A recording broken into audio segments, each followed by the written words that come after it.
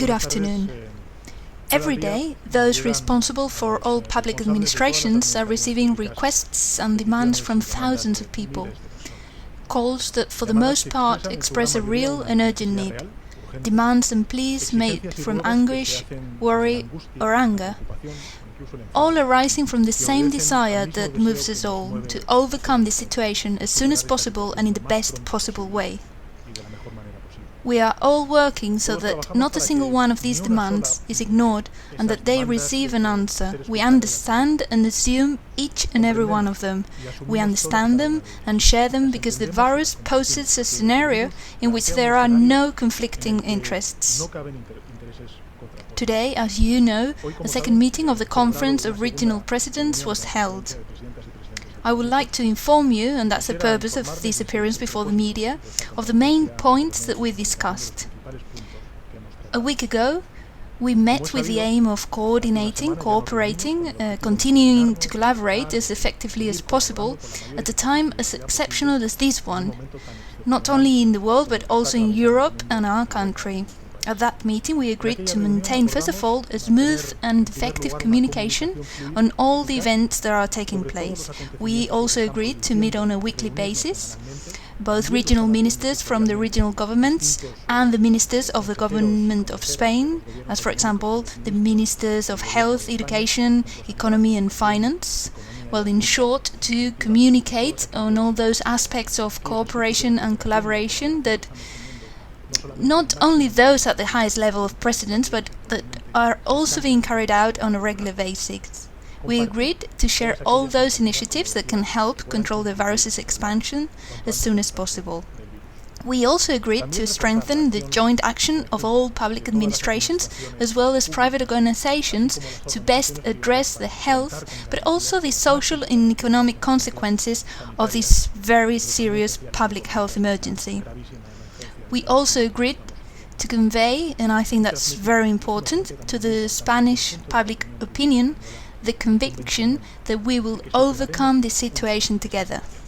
Last week's meeting and today's meeting can be called state meetings, meetings in which the government of Spain and the autonomous communities work together. I would like to stress this cooperation aimed at serving all citizens. From today's meeting, I would like to highlight two very important points. The first is that we have reviewed in detail all the actions that we are carrying out in a coordinated daily manner between the government of Spain and the regional governments. And we've assessed the impact of the measures that are constantly being implemented by the competent authorities delegated to their respective areas of responsibility. Secondly, I would like to highlight maintaining the unity of action, which is the best weapon to beat the COVID-19, because it will be united that we will resist and defeat the virus. The war on coronavirus is permanent, so I want to inform you of 5 new orders and 1 decision in response to this health crisis, in addition to the many that we've already approved. First of all, I would like to announce that we will provide all autonomous communities with the facilities and material as well as human means of private care homes. We already did it with private health care, and we're doing it today with private care homes. This decision is aimed at alleviating the saturation of public care homes and to improve the living conditions of our elders, as well as reduce their risk of contagion. Secondly, and in accordance with what has been agreed between the member states of the EU in the European Council, we will apply a temporary restriction on all travel that is not essential from third countries. At first, this restriction will apply for 30 days. This measure shall not apply to residents of the EU in the Schengen area, heading to their place of residence. Therefore, to Spanish citizens who wish to return home, to cross-border workers, to freight carriers, to airline staff, tourists returning to their home countries, and health or senior care professionals heading to carry out such activities. It doesn't apply also to diplomatic staff or those who have to do so for reasons of force majeure. Thirdly, I would like to announce that the armed forces will significantly expand their actions in 3 areas. The transfer of patients from saturated hospitals to nearby centers, which have resources available either by air or land if necessary, and thus ensuring the safety of people. And we also want to ensure critical infrastructure by freeing up state security forces and staff to carry out other tasks. We want to implement logistical support with military means in 4 areas: the transport of sanitary equipment from abroad, the transport and distribution of sanitary equipment within national territory, the transport of key staff between the peninsula and the non-mainland territories, and also the transport of national staff with difficulties to return to Spain. Fourthly, I would like to inform you that the government will provide resources to town councils and municipalities for the home delivery of food, essentials and medicine to the people who need it most, that is, old people who won't have to leave their home to get them. This is one more way to protect them, making life easier for them at home and preventing them from having to leave the house with the consequent increased risk of contagion. I will also like to announce that we have already decided to manufacture within the country products, health equipment and medicines to combat the coronavirus. We have now decided as well to establish a strategic reserve for these type of products to fight future pandemics if they were to occur in the future. Finally, the decision. I have informed the group of regional presidents, and I will later also inform the leaders of the several political parties, that the government will approve under the constitution and after listening to scientific experts in the coming days, the extension of the state of alarm across the national territory for another 15 days, in accordance with Article 116 of our Constitution, which already provides for the authorization of the Congress of Deputies to continue with a state of alarm.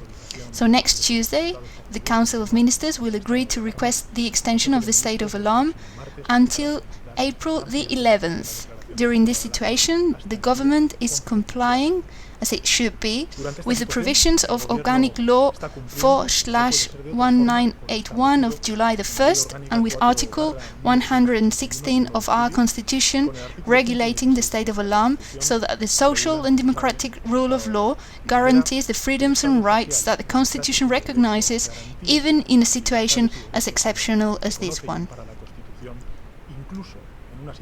I am convinced that the Congress of Deputies, as well as the political forces that make it up, will understand the national emergency situation we are living and will support the extension of the state of alarm.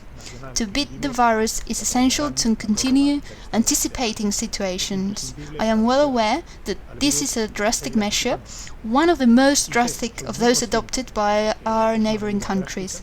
I know that it's very uncomfortable for citizens to stay home for another 15 days until the 11th of April, and that this is affecting the lives of each and every family watching us. But experts agree that this is an effective measure in the fight against coronavirus. As I said yesterday, a very difficult wave is approaching. We have difficult days ahead that will put to the limit all our material capacity, as well as our moral capacities and our fortitude as a society.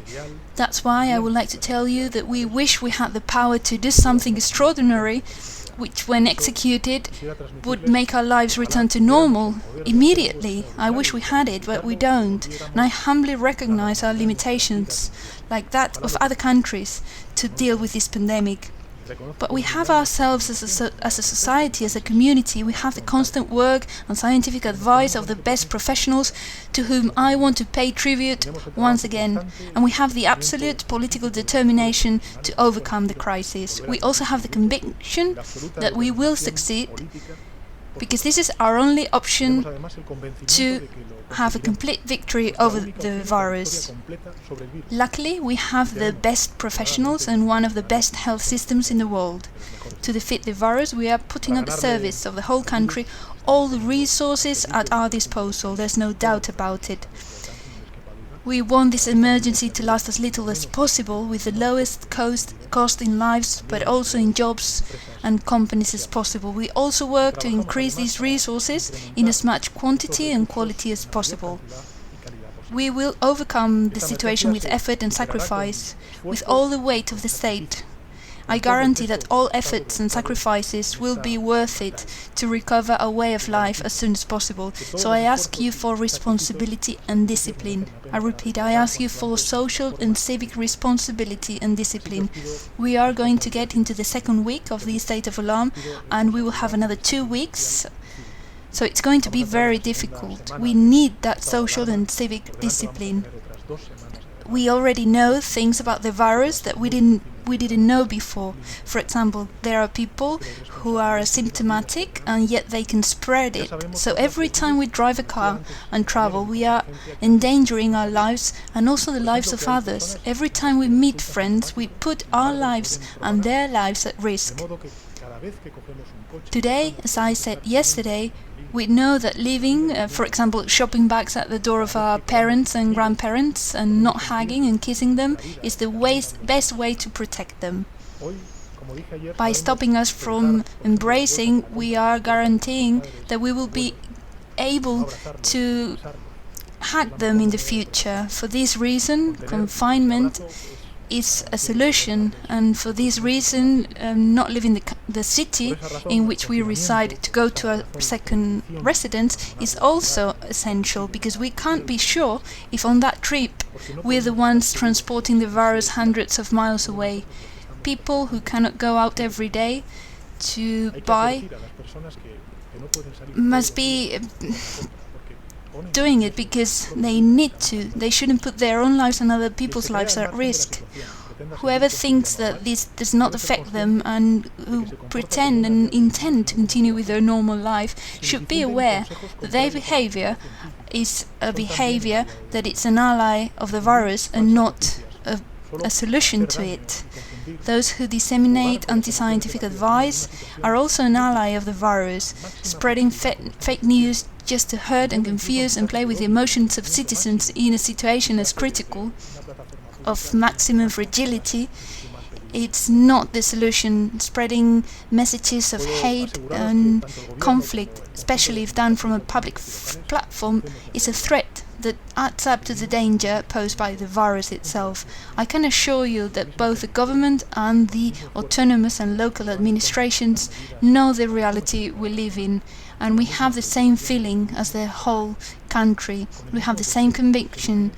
We will do the same efforts which citizens are doing. We will do it with the same concerns and with the same courage, with the same desire to be useful and to help those who need it most, with the same emotion in the face of the generosity, with the same outrage in the face of those specific facts or words that miserably attack our coexistence and the common good. The government is very aware of all of this, and certainly also of something very important, of the psychological effects of confinement and of what it means to be at home for endless hours, watching the hours go by. That is why I want to send a message of encouragement. I want to send a message of deep gratitude to the whole Spanish society, because today's sacrifices are the benefits of tomorrow. Thank you for your understanding, for your patience, for your determination, for your generosity. The greater the challenge, the greater the ambition to face it. So let us be ambitious to overcome this crisis, because in this last week we've had difficulties. We have not only been able to show ourselves to be united, but we have also seen the ability we have to collaborate, to cooperate with each other to win this battle. This crisis is testing us, but it's also bringing out the best in ourselves as a country. It is bringing out our solidarity, our civism, our deep sense of state, and the enormous potential of our institutions when they work together. The crisis is bringing out the best of Spain, and we are seeing it daily in many examples, such as the solidarity concerts on social media, the caring of children by university students who are also doing the shopping for people at risk. We are seeing hundreds of messages in the lifts, in buildings, offering help to our older neighbors, thanks to all these exemplary youth, to all those families who help other families, such as the many psychologists who have made the most of the community and have put what's available at the disposal of their community, thanks to healthcare workers and their families hit by the pandemic, or thanks to the activities fostered in social media for the little ones, for children, such as the initiative of several publishers to offer free e-books during confinement, thanks to those policemen who approach hospitals with their sirens on to pay tribute to so many anonymous heroes, thanks to those engineers who have come together to make respirators with the utmost urgency, or the sewing academies who have set out to make face masks to give to hospitals. Thanks all of them for their collaboration in the first phase of adversity. Staying at home is an example of patriotism and solidarity. The coordination, collaboration and spontaneous action of so many individuals, institutions, the whole civil society is an example also for us, for the ones responsible for the public. When politics reflects the virtues of society, such as the virtues of Spanish society, it grows and becomes more capable. This is not about territories, ideologies or parties. The important thing is to win the match against the virus. Here the representatives are not about their image or their reputation or the headlines in local or international media. The battle is about something much more important, which is saving lives, the lives and health of our parents, grandparents, friends, sons, daughters, everyone, also ours. I have asked the presidents for the same thing I've promised them, and that I will impose to myself, which is coordination, collaboration and solidarity. In this situation there should not be selfishness. As president of the government, my fundamental task is to coordinate the action to be developed by public institutions, not to replace it, but to make it the most of it, to make it effective, to use the capacity of each agency and public institution and avoid losing time, resources or energy. As president of the government, my task is to lead promptly, without hesitation, as appropriate in the situation we face, and from the in-depth knowledge of the pressing needs and resources available, also with the deepest recognition and respect for the competent authorities. I have told the presidents and our regional presidents, of whom I've received support and understanding, let's not waste efforts on irrelevant nuances or absurd suspicion. From this crisis we can learn two fundamental issues. First of all, our state model works for the purposes for which it was conceived. Second, that this operation is optimal when the action of each level of government is geared towards collaboration rather than confrontation. Every need we address, every problem we've solved for one, is one more step towards the recovery of our lives and the reconstruction of common progress and well-being. Respect for authority can be open to fear, obligation, action or conviction, but only the latter option should be done today. We are a deeply democratic society made up of free men and women, and as free men and women we are locking ourselves in our homes as a democratic, rational decision, which is designed not to limit our freedom but to preserve the first of our assets, life. In conclusion, I would like to reiterate the gratitude of the public institutions to Spanish society, mine as President of the Government of Spain, to health professionals, transporters, state law enforcement, farmers, fishermen, cleaning staff, in short, to all those mobilized to care for us and to help in this situation. Thanks for making the most of it, for exposing your lives to save the very heart of an entire country. Thanks to Spanish citizens for the patience, to those who are here and to those who wait outside the country to return. Also, we do not forget you. We are going to get through this situation. We are going to resist. We are going to make it. There's no doubt about it. Thank you very much.